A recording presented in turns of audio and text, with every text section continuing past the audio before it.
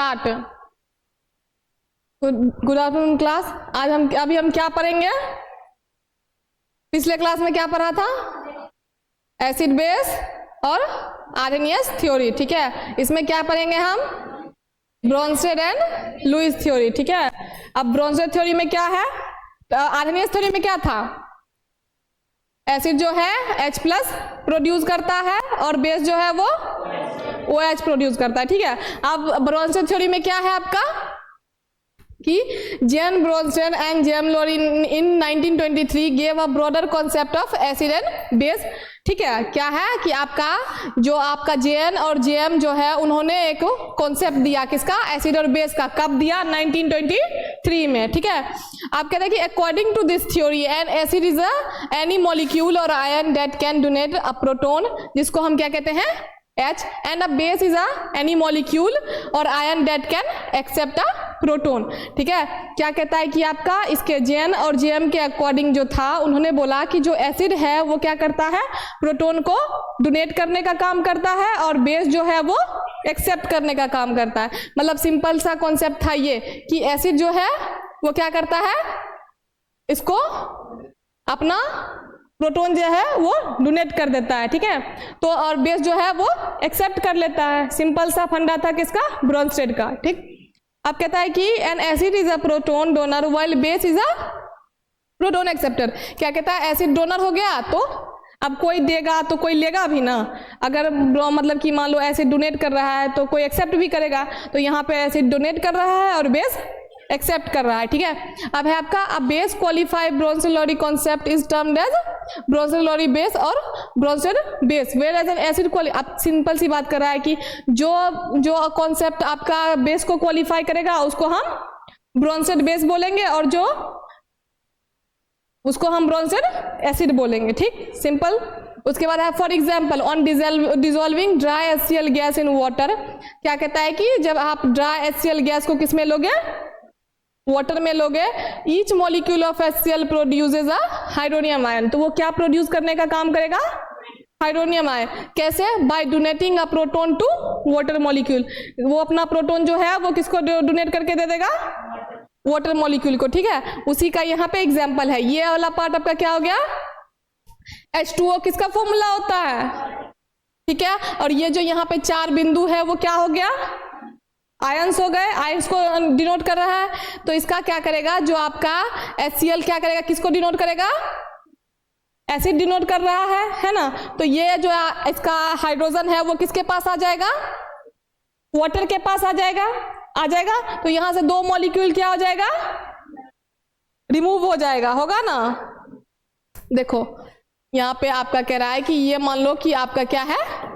H2O है, ठीक है। H2O किसका फॉर्मूला होता है? वाटर का। देखो 2 H है और 1 ऑक्सीजन है, तो हाँ वाटर के पास क्या आता है? 2 हाइड्रोजन और 1 ऑक्सीजन। अब ये वाला पार्ट जो है ये सब आपके क्या है? आयंस है, ठीक है। आयंस है तो आप किसके साथ रिएक्ट कर रहा है? HCl के साथ। तो ये जो अपना 1 हाइड्रोजन है वो किसको दे देगा?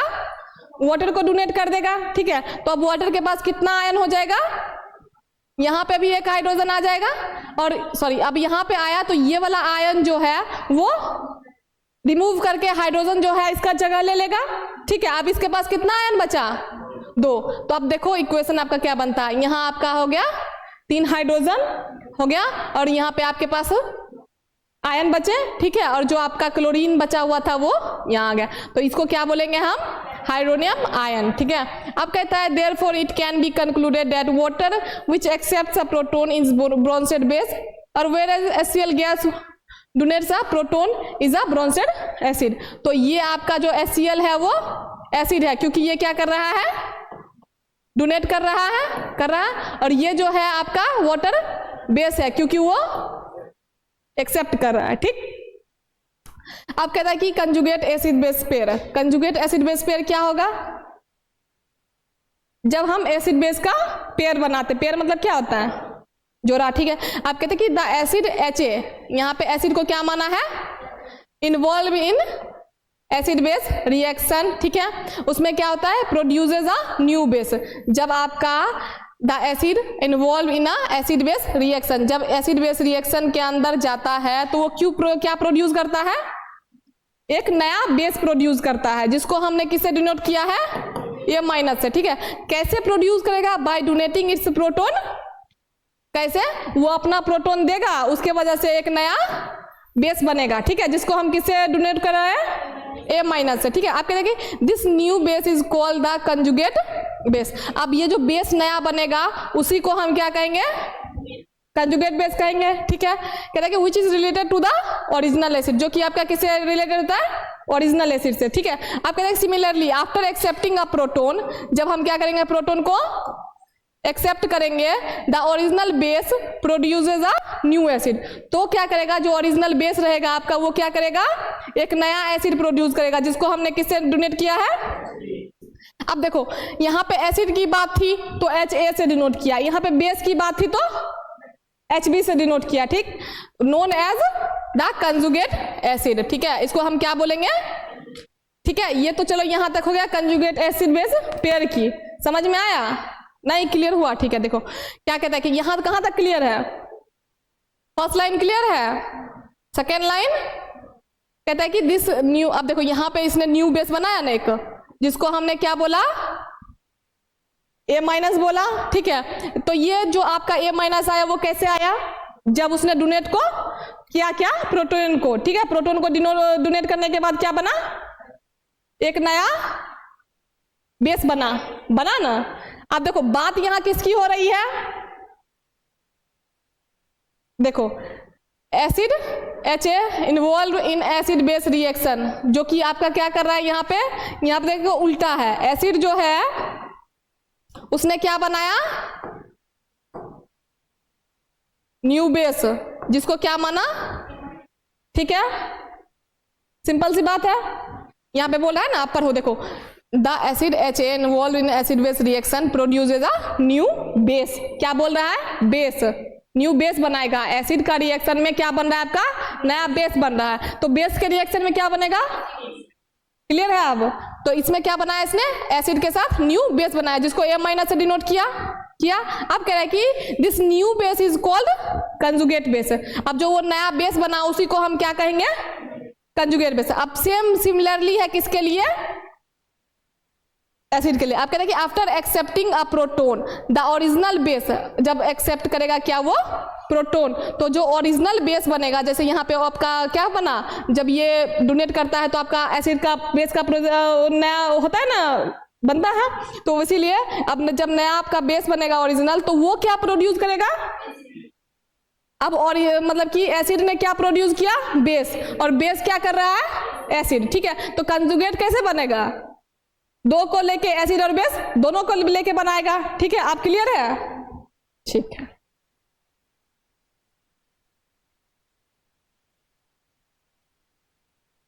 ठीक, अब देखो, अब ये रिएक्शन है आपका कंजुगेट बेस पेयर का, ठीक है।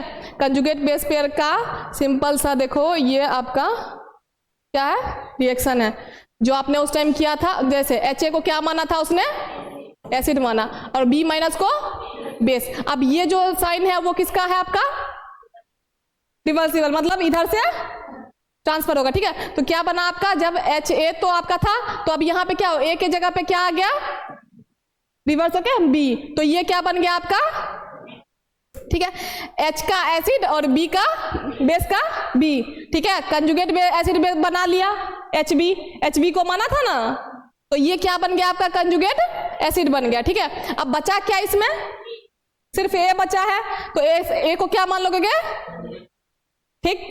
अब इसी को हम जो ये जो बनाया इसने, इसी को हम क्या कहते हैं, पेयर। कब, जब एसिड जो है वो एसिड का हाइड्रोजन किसके साथ कंबाइन हो गया, बेस के साथ, क्योंकि इस थ्योरी में कहा गया है कि जो आपका एसिड है वो प्रोटोन को डोनेट कर देगा, किसको, बेस को। तो जब ये डोनेट करेगा हाइड्रोजन, तो ये किसके पास चलाएगा, बेस के पास, तो बेस के साथ कंबाइन होगा, तो इसीलिए ये क्या बन जाएगा, ठीक है। अब यही अगर सेम होता कि यहाँ पे B होता तो क्या बना लेता, और यहाँ पे A होता तो क्या बन जाता, कंजुगेट एसिड के जगह क्या बन जाता, बनता। तो इसीलिए और यहाँ पे क्या आ जाता आपका, ठीक है, क्लियर है। ठीक, आप कहता है कि फिगर यही फिगर जो है आपका, ये जो आपका है वो रिप्रेजेंट कर रहा है एसिड बेस पेयर को। मतलब मान लो सिंपल सी बात है, जो एसिड बेस तो बेस ही रहेगा, लेकिन अब ये एसिड का काम क्या है, हाइड्रोजन को डोनेट करना। अब जब डोनेट करेगा तो वो डोनेट होकर तो बेस के पास आएगा ना, तो बेस अपना एक बनाएगा नया एसिड, है ना। तो फिर वैसे ही सेम होगा किसके साथ, एसिड के साथ। अगर एसिड अपना मतलब कि यहाँ तो एसिड डोनेट नहीं कर रहा है, अगर डोनेट करता, जैसे मान लो कि आपका लुईस थ्योरी में क्या है कि बेस जो है वो डोनर है और एसिड एक्सेप्टर है, इलेक्ट्रॉन पेयर का, है ना, उल्टा है।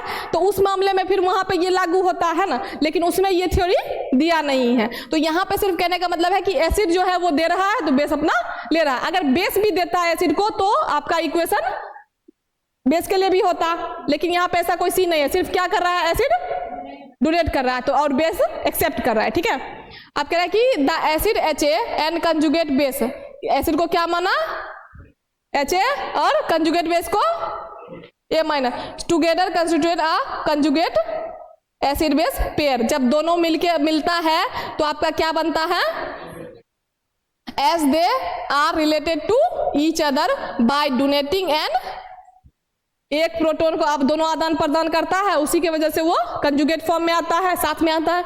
The above acid base reaction shows two pairs of conjugate acid base, that is HA and A- और HB-B-। ठीक है, HA A और HB-B-। ठीक है, ये रहा, ये आपका 2 हुआ। अगर मान लो कि यहाँ पे हुआ ना, लिया ना HA, क्या प्रोड्यूस किया, A- HB-B-, हो गया 2 पेयर, हुआ ना, क्लियर है। देखो HA और A-, ये दोनों एक पेयर हुआ ना। अब AB और HB ये दोनों एक पेयर हुआ। ठीक, अब हमने दोनों का पेयर लिया, ठीक है, HA और A-, HB और B-, उससे हमने क्या बनाया, कंजुगेट एसिड बेस पेयर, जिससे हमारा क्या मिला आपको, जब आपका ये जब मतलब कि आपस में फेरबदल किया, प्रोटॉन को बदलने के बाद क्या बन गया आपका ये HB और A-। नहीं तो पहले क्या था आपका HA, अब 2 पेयर बन गया ना इसमें, सिंपल सी बात है, ये दोनों और ये दोनों। ठीक है, क्लियर है। उसके बाद देखो, अब इस जो आपका ये थ्योरी था उसका एडवांटेज क्या क्या था। चलो, आर्हेनियस तो सिर्फ किसके लिए था, लिक्विड सॉल्यूशन के लिए था। उसके बाद क्या कहता है कि इसका एडवांटेज देखो क्या क्या है, गिवन बिलो, मतलब कि ये सब आपका much wider scope, Bronsted Lowry concept of acid and base covers wider range of molecules and ions accepting proton और डोनेटिंग प्रोटॉन एसिड। किसमें है, इसका एसिड बेस को बहुत वाइडली कवर अप करता है। ठीक है, जिसमें कि आपका क्या होता है, मॉलिक्यूल्स और आयंस का वाइडर रेंज होता है, जिसको एक्सेप्ट या डोनेट किया जाता है। ठीक है, मतलब कि सिंपल सी कहना है कि अगर जितना ज़्यादा मॉलिक्यूल का या आयंस का जो डोनेट होगा या एक्सेप्ट होगा, उसके लिए ये कॉन्सेप्ट आपका यूज होगा। क्यों, क्योंकि इसमें सीधा सा कहना है कि प्रोटॉन जो आपका क्या है, डोनेट होगा और एक्सेप्ट होगा। तो जब भी हमको इस तरह का कोई इस तरह का कोई मतलब कि क्या चाहिए, कॉन्सेप्ट चाहिए या मतलब चीजें करनी हो, तो हम कौन सा थ्योरी यूज करेंगे, ब्रोंसन की थ्योरी यूज करेंगे। और आर्हेनियस थ्योरी जी थी वो किसके लिए थी, लिक्विड के लिए थी। अब ब्रोंसन थ्योरी किसके लिए होगी, किसके लिए होगी, इसका रिएक्शन किसके साथ हुआ था, बताओ, किसके साथ हुआ था,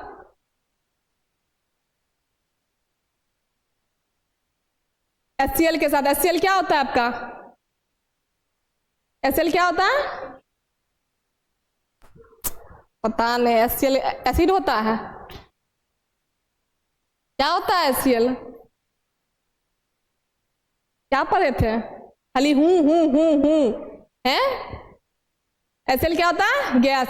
जो आर्हेनियस थ्योरी था वो किसके लिए था, और ये किसके लिए है, और लिक्विड को भी लेके चलता है। ये वाटर क्या हुआ, लेके चल रहा है ना। ठीक है, चलो यहाँ तक अवेयरनेस हो गया। चलो ये तो हो गया कि मतलब हाँ, अगर आपको वाइडर रेंज में मॉलिक्यूल्स का आदान प्रदान करना हो तो उसमें ब्रोंसन थ्योरी कम आएगा। ठीक है, अब उसके बाद दूसरा क्या है आपका, Whereas Arrhenius concept of acid and base involves only those substances which release H plus और OH। अब यहाँ पे देखो कोई भी आयंस आ सकते हैं, ठीक है। आयंस में कौन कौन से आएंगे, मॉलिक्यूल्स और आयंस में किसके किसके पास होते हैं, सबके पास होते हैं, किसी के पास पॉजिटिव और किसी के पास निगेटिव, ठीक है। तो मतलब अगर मतलब कि बहुत ज्यादा उसको कवर अप करना हो तो आपके इस थ्योरी को आप यूज करके चल सकते हो। आर्हेनियस की थ्योरी का यूज नहीं कर सकते क्योंकि आर्हेनियस थ्योरी सिर्फ H प्लस और OH में सीमित है, ठीक। उसके बाद कहते हैं कि not limited two aqueous solution है, आ गया कि मतलब ये सिर्फ एक्वस सॉल्यूशन में लिमिटेड नहीं है, ठीक है। और जो आपका पीछे वाला थ्योरी था वो क्या था, सिर्फ एक्वस सॉल्यूशन के लिए था, ठीक। और कहता है कि इसका एक जैसे एग्जांपल ले लिया इसने यहाँ पे, ammonium chloride is obtained by the reaction between gaseous ammonia and hydrogen chloride. Ammonia gas लिया और HCl लिया, दोनों को क्या किया, रिएक्ट करवाया। अब इसका हाइड्रोजन किसके पास चला जाएगा, अमोनिया गैस के पास, तो ये क्या बन जाएगा, अमोनियम ये हो गया और क्लोराइड ये हो गया, ठीक है। तो इसका जो बना आपका वो क्या बना, ये एक एग्जाम्पल है किसका, ये साबित कर रहा है कि ये सिर्फ एक्वस सॉल्यूशन के लिए नहीं है, गैस के लिए भी है, इस चीज को ये प्रूव कर रहा है, ठीक है, इस एग्जांपल को लेके। अब है in this reaction a proton donated by HCl is accepted by NH3 but according to Arrhenius model this is not considered as an acid base reaction, ठीक है। अब मान लो आर्हेनियस ने क्या कहा था सिर्फ कि अगर HF टूटेगा तो क्या बनाएगा, H प्लस, और अब यहाँ पे क्या है आपका H3COOH। अब यहाँ पे क्या टूट के बनेगा, H प्लस और CH3COO। और यहाँ पे ये रिएक्शन क्या कह रहा है कि इन this reaction a proton donated by HCl, ये इस रिएक्शन की बात कर रहा है ना, कि मतलब कि आपका क्या किया, HCl ने अपना एक हाइड्रोजन किसको दे दिया, NH3 को, but according to Arrhenius model this is not consider. सीधा क्या किया उसने, वो क्या लिया था, यहाँ पे HF है, उसके पहले क्या लिया था आर्हेनियस में, उसने क्या लिया था, आर्हेनियस वाले में क्या रिएक्शन था, आर्हेनियस में HCl था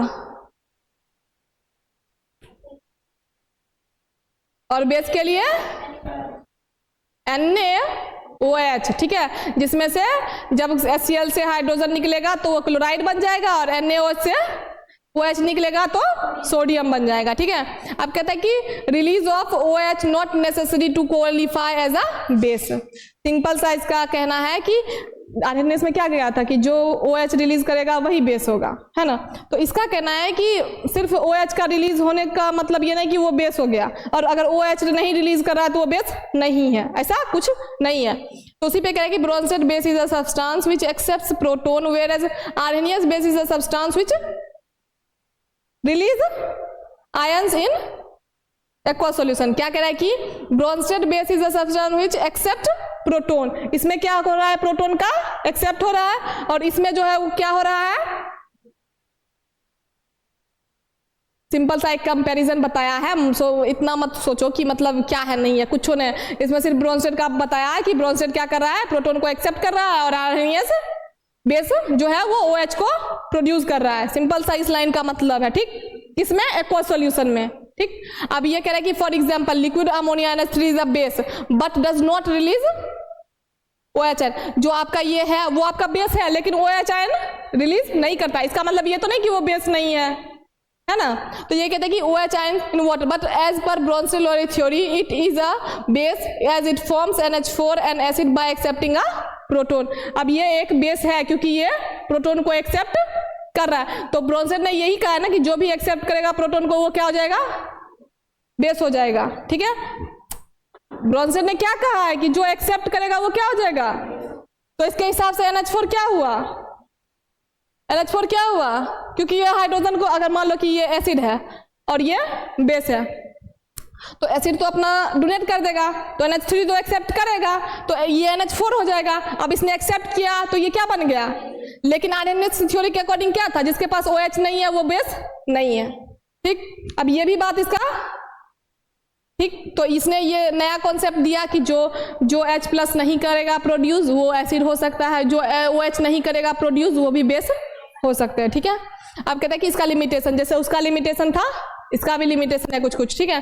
जैसे कि Bronsted theory of acid and base is based on transfer of proton. ये जो आपका है वो सिर्फ प्रोटोन बेस, मतलब कि प्रोटोन का जो ट्रांसफर होगा, चाहे एक्सेप्टिंग होगा चाहे डोनेटिंग हो, इसी पे ये थ्योरी जो है आपका सिर्फ बेस्ड है, उसके अलावा नहीं।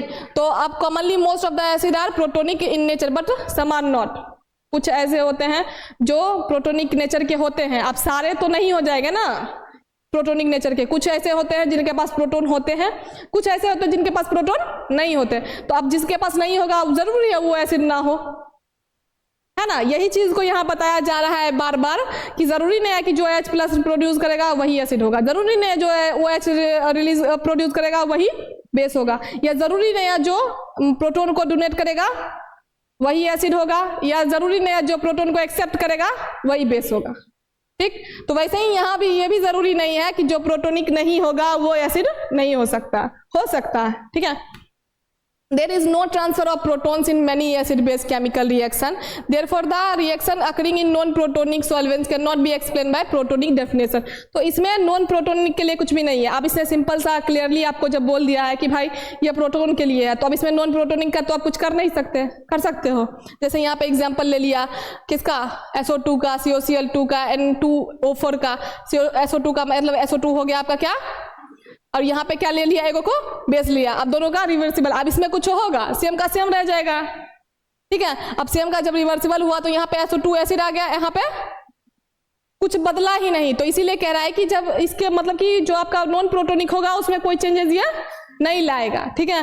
फिर यहाँ पे ये आपका कौन सा थ्योरी हो गया, लुईस का थ्योरी। लुईस का थ्योरी में कुछ याद है,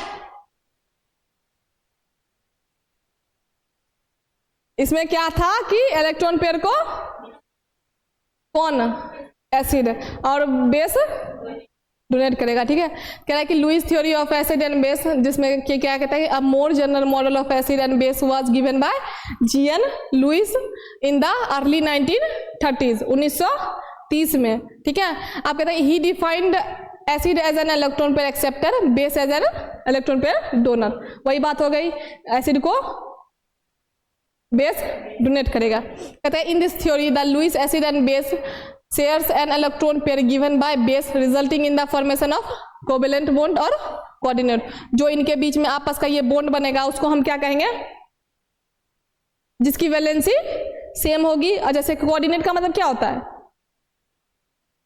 जैसे ये क्या कर रहा है, ए और बी के बीच में ये क्या कर रहा है, कोऑर्डिनेट करने का काम कर रहा है ना। तो इसलिए इसको क्या, जब आपका ये बनेगा तो उसके बीच में क्या बनेगा, कोऑर्डिनेट या कोवेलेंट बॉन्ड बनेगा, ठीक है। पर बताया था ना कोवेलेंट बॉन्ड और कोऑर्डिनेट बॉन्ड क्या होता है। कोवेलेंट बॉन्ड कुछ भी याद नहीं रहता, बस खाली पढ़ा दो, पढ़ के चले जाना है, कुछ याद नहीं रखना, है ना। अब है this resultant compound bonded with a covalent bond is known as a complex. अब जो ये कोवेलेंट बॉन्ड बनेगा जहां, उसी को हम क्या कहेंगे, कॉम्प्लेक्स कहेंगे। क्यों, क्योंकि कॉम्प्लेक्स कभी एक में बनता है। कॉम्प्लेक्स बनाने के लिए क्या चाहिए होता है, दो। अगर ए है तो A प्लस बी जब मिलेगा उसके बीच में जब कोई कनेक्शन होगा, कोऑर्डिनेशन होगा, तो वो आपस में मिलकर क्या बनाएगा, कॉम्प्लेक्स बनाएगा, ठीक है। तो कहता है कि जो आपका if the Lewis acid is denoted by A and the base is donated by B, the fundamental equation of Lewis base can be, देखो इस तरीके से आप कर सकते हो। उसने ए को एसिड मान लिया और बी को बेस मान लिया। अब ये क्या कर रहा है, इसको कर रहा है, जिसके वजह से यहाँ पे क्या बन गया है, कोऑर्डिनेट बॉन्ड बन गया या कोवेलेंट बॉन्ड, ठीक है। तो इसी तो क्या हो गया, ए और ए बॉन्ड बी, तो इसी को हम क्या बना दिए, इसने क्या माना है, कॉम्प्लेक्स, ठीक है। तो ए और मतलब कि Lewis acid A, Lewis base B, दोनों ने मिलकर एक क्या बनाया, कॉम्प्लेक्स बनाया, ठीक है। अब कहते हैं कि according to this concept Lewis base are anions और molecules having a lone pair of electron, Lewis acids are cation और molecules lacking of electron. Cation और एनायन क्या होता है, क्या ऋणायन और धनायन हिंदी में पढ़ा होगा ना, क्या होता है, एनायन पे नेगेटिव चार्ज होता है या कैटायन पे नेगेटिव चार्ज होता है, एनायन पे नेगेटिव चार्ज या कैटायन पे, एनायन पे नेगेटिव चार्ज और कैटायन पे, ठीक है। तो इसका जो कॉन्सेप्ट है बेसिकली किस पे है, इस पे है, क्या कहते हैं, जो आपका क्या कह रहा है ये, लुईस बेस आर एनायंस, क्या है, एनायंस, और molecules having lone pair of electron, जिसके पास क्या होता है, इलेक्ट्रॉन होता है। Lewis acids are cation, cation मतलब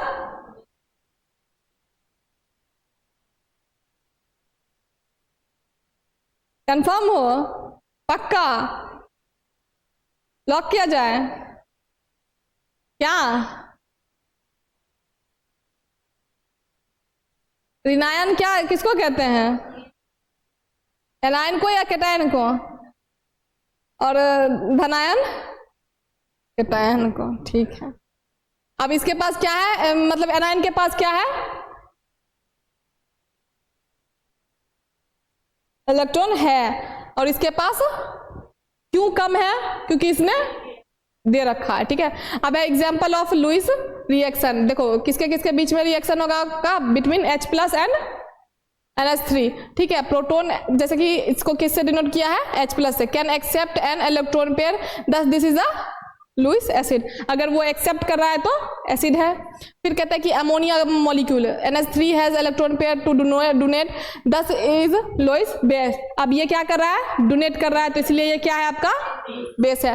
दस Lewis reaction occurring between H plus and NH3 can be represent, अब देखो इसको इससे रिप्रेजेंट कर सकते हो आप, इसने क्या लिया है ये, और इसको बेस NH3 और H, ठीक है। अब क्या कहता है कि H जो है, अब यहाँ पे बेस जो है वो क्या कर रहा है, और एसिड जो है वो क्या कर रहा है, ठीक है। तो यहाँ पे क्या बन गया आपका, एक कॉम्प्लेक्स बन गया, ठीक है। आप क्लियर हुआ कॉम्प्लेक्स कैसे होता है, वहां तो 2 का था, यहाँ 4 का है, ठीक है। अब कहता है कि यहाँ पे between H and OH the proton H plus is a Lewis acid and being electron, simple सी बात है, जो एक्सेप्ट कर रहा है वो एसिड होगा और जो वो बेस होगा यहाँ पे, ठीक है। तो बार बार यही चीज रिपीट कर रहा है। अब यहाँ पे जैसे एक और एग्जांपल लिया, क्या, लुईस एसिड और लुईस बेस, अब इसमें से भी क्या हो रहा है, तो ये हाँ एक्सेप्ट कर रहा है, तो इसका क्या बनेगा, कॉम्प्लेक्स बनेगा। अब वो के जगह पे यहाँ जो आपका आयन था उसके जगह पे किस हाइड्रोजन ने ले लिया, तो इसलिए इसके पास सिर्फ हाँ 2 पेयर बच गए, और यहाँ दोनों साइड क्या हो गया, हाइड्रोजन आ गया, ये भी कॉम्प्लेक्स के फॉर्म में बना, ठीक है। मतलब सिंपल सी बात है, लुईस में आपका जितना भी बनेगा सब किसके फॉर्म में बनेगा, कॉम्प्लेक्स के फॉर्म में, ठीक है। अब कॉम्प्लेक्स में अब इसका एडवांटेज क्या क्या हो जाएगा,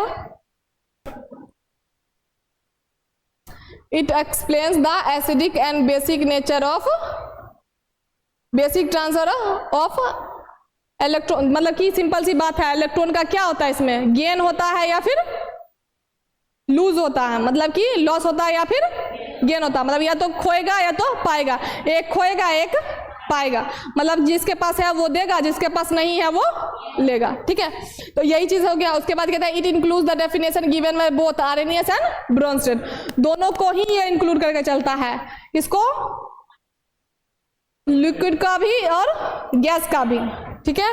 कहता है कि it overcome the advantages of disadvantages of Bronsted Lowry theory, जिसमें कहा गया है कि CO2 could now encompass within the definition of an acid। इसके अकॉर्डिंग, इस थ्योरी के अकॉर्डिंग क्या कह रहा है कि CO2 जो है आपका कार्बन डाइऑक्साइड, वो भी एसिड अब घोषित हो गया कि हाँ ये भी एसिड है, किसके बदौलत, इस, ठीक है। अब कहता है कि इसमें लिमिटेशन इसकी क्या क्या है, तो Lewis acid and base are arranged in order, not strength depends on the reaction type, क्या कहता है कि can not be arrange in their order of strength as their strength depends on the reaction type. कभी भी अब जैसे मान लो कि तुमने मतलब कि शुरू से पढ़ा होगा, पहले क्लोरीन, ब्रोमीन, फ्लोरीन ऐसे करके पढ़ा है ना, लेकिन इसका कहना है कि कभी भी इस तरीके से जो है वो मतलब कि स्ट्रेंथ के वाइज उसको ऑर्डर नहीं दिया जा सकता, क्योंकि उसकी स्ट्रेंथ जो है वो किस पे डिपेंड करती है, रिएक्शन के टाइप पे, कि मतलब रिएक्शन आप किसके साथ करवा रहे हो, किस तरह से करवा रहे हो,